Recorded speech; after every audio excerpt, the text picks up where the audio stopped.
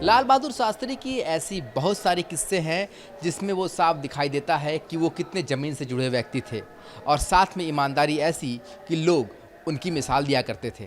ऐसी ही एक कहानी है उनकी इस कार को लेकर के। जब वो प्रधानमंत्री थे तो बच्चों के आग्रह पर उन्होंने एक फिएट कार लोन पर खरीदी, पर कुछ दिनों बाद ही वो गोलोकवासी हो गए और उसके बाद इस फिएट कार का जो किस्त है वो अदा नहीं कर पाए थे। बैंक के अधिकारियों ने किस्त माफ़ करने का आग्रह किया उनकी पत्नी से, ललिता शास्त्री जी से, पर उनकी पत्नी ने कहा कि उन्होंने हमेशा ही स्वाभिमानी तौर पर जीवन बिताया है और ऐसे में किसी तरीके का लोन माफ़ वो स्वीकार नहीं करेंगे और आजीवन वो पेंशन से इस कार की किस्त भरती रही और पूरी तरीके से किस्त जमा किया। और ये भी एक मिसाल है कि प्रधानमंत्री रहने के साथ ही उन्होंने अपनी ये फिएट कार लोन पर ली और जब वो दुनिया में नहीं रहे तो इस फिएट कार का जो किस्त है उनकी पत्नी ने लाल बहादुर शास्त्री के पेंशन से चुकाया। कुछ ऐसे थे हमारे शास्त्री जी जिसकी मिसाल आज भी दी जाती है और युवा पीढ़ी के लिए सबसे बड़े प्रेरणा स्रोत के तौर पर वो देखे जाते हैं। लाल बहादुर शास्त्री जी का ये पैतृक आवास अब स्मारक बन चुका है। कुछ सालों पहले ही इस स्मारक को पूरी तरीके से तैयार किया गया, पर कुछ साल बीतने के साथ ही आप देख सकते हैं कि किस तरीके से जो ये उनका घर है वो स्मारक बनने के बावजूद किस तरीके से मेंटेनेंस के अभाव में वो फिर से एक बार टूटता हुआ दिखाई दे रहा है। आप देखिए, जहाँ पर एक तरफ प्लास्टर यहाँ पर छोड़ता हुआ दीवार दिखाई दे रही है तो दूसरी तरफ इस पूरे कमरे में किस तरीके से क्रैक्स आ गए हैं वो आप इन तस्वीरों के माध्यम से देख सकते हैं। जबकि स्मारक बने हुए भी कुछ ही साल हुआ है, ऐसे में उनके इस कमरे में इस तरीके से बदहाली अभी से ही दिखाई दे रही है। तो इसका मतलब साफ है कि जिस तरीके से इसकी रख रखाव की व्यवस्था होनी चाहिए वो जाहिर सी बात पर नहीं हो रही। तभी स्मारक बनने के कुछ देर बाद ही यहाँ पर किस तरीके से प्लास्टर उखड़ते देखे जा रहे हैं और कमरे में क्रैक्स देखे जा रहे हैं। देखिए, पूज्य लाल बहादुर शास्त्री जी का जीवन पूरी तरह भारतीय जीवन था। एक सामान्य व्यक्ति, आप शास्त्री जी के आवास में उनके कमरे को देख रहे होंगे। एक ऐसा कमरा जहाँ 2-4 लोग ढंग से सो भी नहीं सकते, एक ऐसा बैठका जहाँ 4 लोग ढंग से बैठ भी नहीं सकते। उस सामान्य परिस्थितियों से निकला हुआ भारत का व्यक्ति भारत का प्रधानमंत्री बनता है, यह बहुत बड़ी बात है। रियल माने में देखा जाए तो, अगर सच्चे अर्थों में देखा जाए तो सच्चा भारतीय अगर कोई भारत का प्रधानमंत्री बना तो लाल बहादुर शास्त्री थे, जिनका पूरा जीवन सामान्य जन के लिए प्रेरित था। अब आप आश्चर्य करेंगे कि भारत का प्रधानमंत्री जिसके पास 6 कुर्ते हों जिसमें से 2 फटे हों और उनके पुत्र जो थोड़ा सा आधुनिकता के दौर में आए रहे होंगे और बोलेंगे बाबूजी फटा कुर्ता आप कैसे पहन रहे हैं। उन्होंने बोला कि बेटा ये तो मेरे 2 ही कुर्ते फटे हुए हैं, लेकिन भारत के न जाने कितने ऐसे लोग हैं जिनके पास ये फटा कुर्ता भी नहीं है, तो मुझे उन लोगों की ज़्यादा चिंता है, अपने फटे कुर्ते की चिंता नहीं है। तो ऐसा भारत का महान सपूत भारत का प्रधानमंत्री बना, ये गौरव की विषय है हम लोग के लिए। आज भी ये नई पीढ़ी को, आने वाली पीढ़ी को एक प्रेरणा देती है। बिल्कुल प्रेरणा लेना ही चाहिए। अगर हम भारत को समृद्ध बनाना चाहते हैं और भारत का जो स्वरूप है, जो विश्व गुरु का जो सपना है, अगर वो सच्चे अर्थों में साकार हो सकता है तो लाल बहादुर शास्त्री के दिए हुए मंत्रों से ही साकार हो सकता है। आप अंदाज़ा लगाइए कि जब भारत विश्व उसमें बहुत बुरी तरह से पराजित हो चुका था चाइना के युद्ध में और मान सम्मान पूरी तरह भारत का एकदम ख़त्म हो चुका था, उस पीरियड में भारत का एक छोटा सा प्रधानमंत्री जिसकी हाइट 5 फीट और न बहुत बलशाली न बहुत चौड़ा बुझा, 56 इंच का छाती, कुछ नहीं था उसके पास, लेकिन वह व्यक्ति भारत का प्रधानमंत्री बनता है और भारत का गौरव पूरे विश्व में स्थापित करता है। तो कितनी महान विभूति रही होगी, कितनी महान सोच रही होगी उनकी। हम आपको बताते हैं गंगा पार की कहानी। तो गंगा तक जाते थे।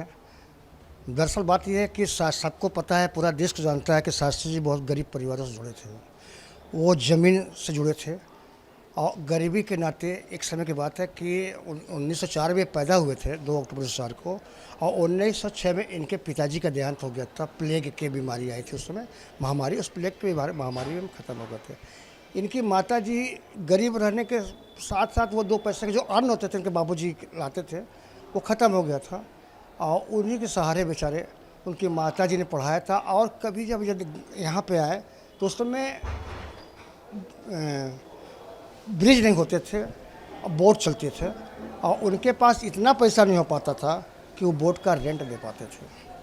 तो अगर हमारे यहाँ है कि है शास्त्री जी की मिट्टी का घर आज भी उपलब्ध है, दिखाता हूँ मैं लोगों को कि वहाँ पे गंगा पार करके उस पार जाते थे। इनके दोस्त लोग कहते थे, जैसे किदवंती बहुत ज़्यादा बनी हुई हैं कि वो सर पे लेके जाते थे, पेट में बांध के जाते थे।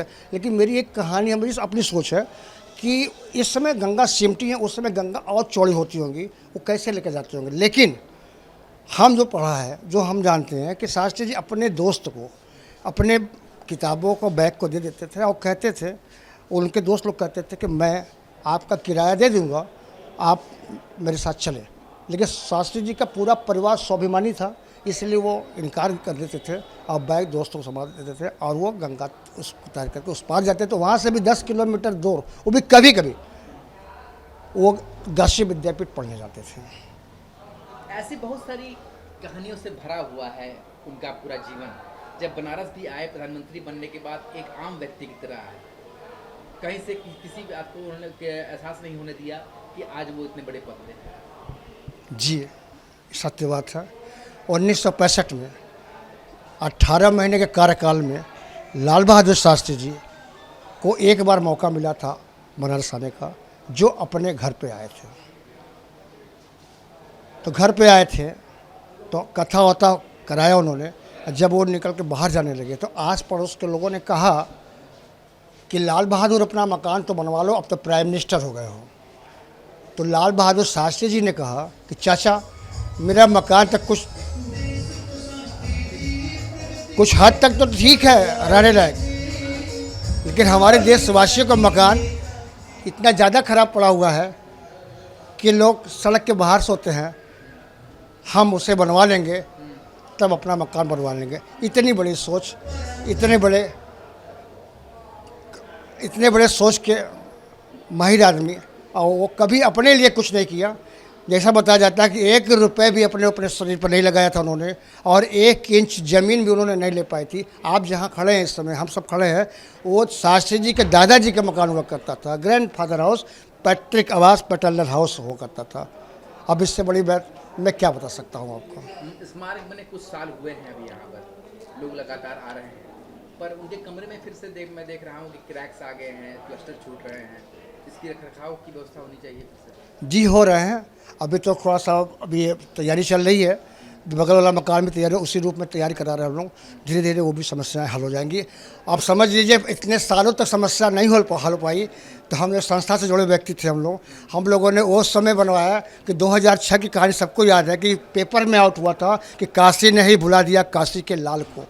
तो हमारी संस्था में हम जुड़े हैं, तो यही शास्त्री चौक पे बिना खाए पिए कभी कभी रह जाते थे हम लोग। उसमें मेहनत करके हम लोगों ने उसको मतलब आगे बढ़ाया, और कृपा थी, ईश्वर की कृपा थी कि ज़्यादा से ज़्यादा समय लग जाता है, लेकिन 4 साल के बाद है 2010 में स्टेट गवर्नमेंट ने टेक ओवर कर लिया है। ये इससे बड़ा क्या भाग हो सकता है। जब हो गया है तो अब जो बचा खुचा आपका जो देख रहे हैं, जो क्रैक्स आ गई हुई है, वो भी ठीक हो जाएंगे आने वाले समय। हमें समय का इंतज़ार है सर।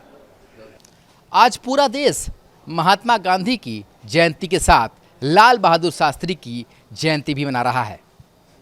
लाल बहादुर शास्त्री भारत के ऐसे प्रधानमंत्री जो प्रधानमंत्री होते हुए कभी अपने लिए कुछ नहीं सोचे तो सिर्फ अपने देशवासियों के लिए।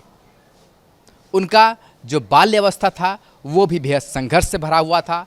वो गंगा नदी तैर कर पार करके अपने विद्यालय पढ़ने के लिए जाते थे, और उन्होंने जो संघर्ष के दिन अपने बाल्य अवस्था में देखे, उससे सीख ली, और आगे भी जब प्रधानमंत्री भी बने तब भी वो उन्होंने अपने लिए कुछ नहीं किया, बल्कि ऐसे लोगों के लिए किया, ऐसे बच्चों के लिए किया कि जो कष्ट उन्होंने झेला है वो आने वाली पीढ़ी को ना झेलना पड़े, अपने देश के बाकी जो लोग हैं उन्हें न झेलना पड़े।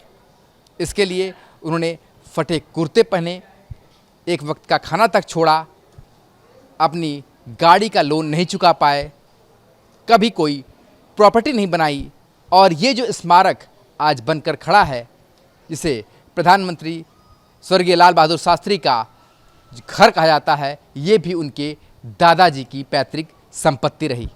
तो ऐसे शख्स थे लाल बहादुर शास्त्री, जो सिर्फ और सिर्फ देश के लिए काम करते रहे और देश के लिए ही समर्पित हो गए।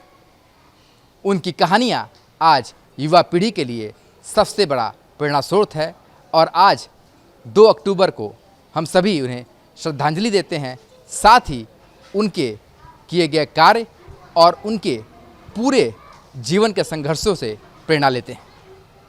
वीडियो जर्नलिस्ट शिवम मिश्रा के साथ सुशांत मुखर्जी, न्यूज़ 8 वाराणसी।